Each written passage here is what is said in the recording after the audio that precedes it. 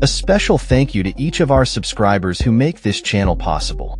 Here's today's story.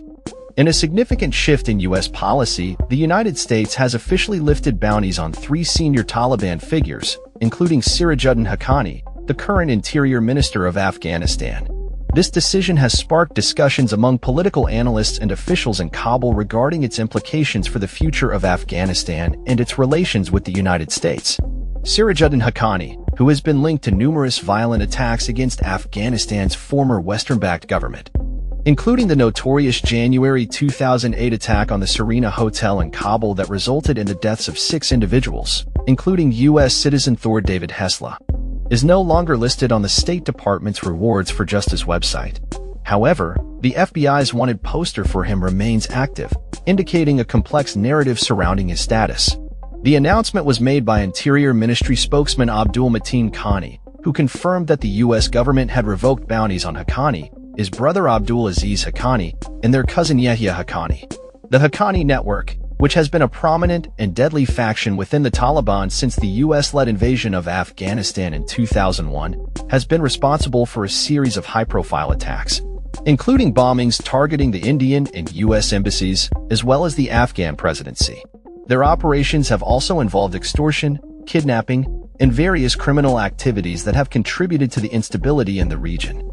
The lifting of these bounties comes in the wake of the Taliban's release of U.S. prisoner George Glesman, a move that has been interpreted by some officials as a sign of thawing relations between the two sides.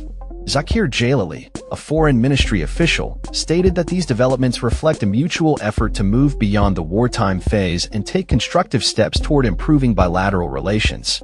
He emphasized that the recent actions illustrate a pragmatic and realistic engagement between the U.S. and the Taliban.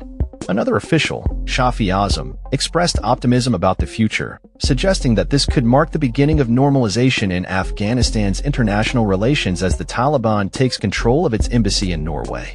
Since the Taliban regained power in August 2021, China has been the first country to accept a Taliban diplomat, while others, including Qatar, have also engaged with the group. Despite these diplomatic overtures, the Taliban's rule has faced international criticism, particularly concerning its policies towards women and girls, which have led to heightened isolation.